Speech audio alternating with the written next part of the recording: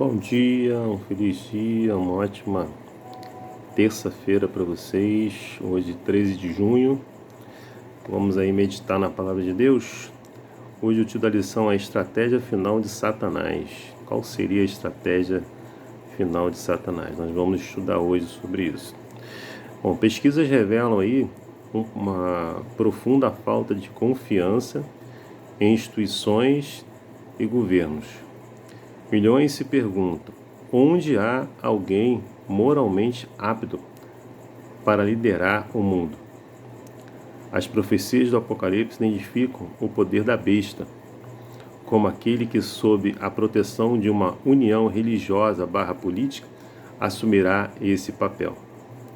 Ao lermos aí Apocalipse, meditarmos em Apocalipse 17, no verso 12 a 14, como João aí descreve as cenas finais da história desta terra, da terra, e que grande contraste observamos aí. Então nós vemos aí, ao lermos e meditarmos em Apocalipse 17, 12 a 14, nós vemos aí que os poderes políticos ali darão à besta a autoridade e poder.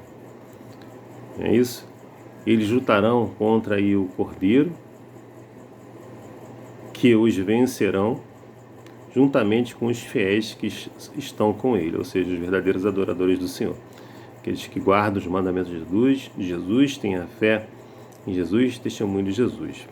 João aí destaca três pontos importantes. O primeiro ponto, os poderes políticos têm o mesmo propósito, oferecer à besta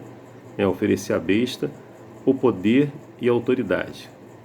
O segundo ponto importante é que esse aglomerado aí de erro lutará contra Jesus, o Cordeiro. E terceiro e último, na última batalha aí da terra, Cristo e seus seguidores são triunfantes. A besta perde, Jesus vence. Amém, né? Você já se perguntou que estratégia o diabo pode usar para unir as nações? Bom, a história muitas vezes se repete. Tiramos lições valiosas do colapso do Império Romano, quando as invasões germânicas do norte ameaçaram a Europa ocidental. Constantino se voltou para a religião. A autoridade da igreja, combinada com o poder do Estado, ou seja, a união aí da igreja com o Estado, né? Tornou-se um instrumento de que ele precisava. E aí o contínuo fortalecimento da santidade e do domingo, no quarto século, foi um movimento político e religioso calculado para unir aí o império em um momento de crise. Constantino queria ser o império unido à igreja romana, queria o império convertido. O historiador Arthur, ele afirma o seguinte: a igreja tornou o domingo um dia sagrado, em grande parte porque era a celebração semanal do sol, pois era uma política cristã clara, assumir pela tradição os festivais pagãos estimados pelo povo e conferir-lhes significado cristão. Então nós vimos aqui que esse historiador aqui, né, ele fala aí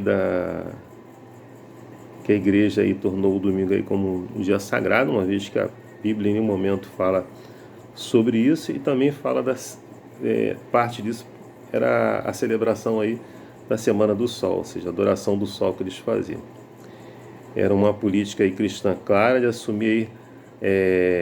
assumida aí pelas tradições, né, e festivais pagãos. É isso que vem dizendo, estimulada aí pelo povo, conferir-lhes aí o significado cristão. Então, em um momento aí de crise, quando o mundo está assustado, sofrendo e com medo, as pessoas estarão desesperadas por alguém que traga estabilidade e proteção. Foi assim que a tirania surgiu no passado e não há razão para pensar que isso não poderia acontecer novamente. Então Então nós vemos aí que a estratégia do inimigo é bem assim, a autoridade da igreja, né, combinada aí com o poder do Estado, torna-se aí um instrumento que ele precisava, ou seja, um contínuo fortalecimento aí da santidade do domingo no quarto século, né, e de um movimento político e religioso calculado para unir aí o império e em um momento aí de crise. Então nós vimos aí a união entre o Estado e a igreja, né?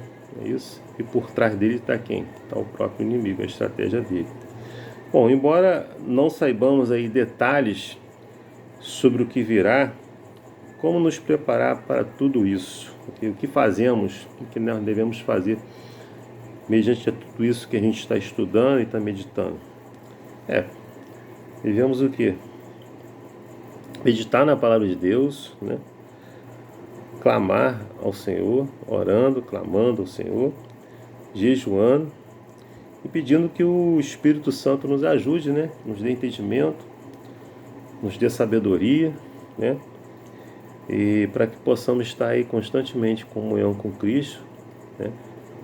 E assim, cada vez mais ficar por dentro da verdade, nos preparando dessa forma para que esses acontecimentos, né, que estão aí às portas, né, não venham fazer com que nós venhamos a negar a nossa fé. Não é isso?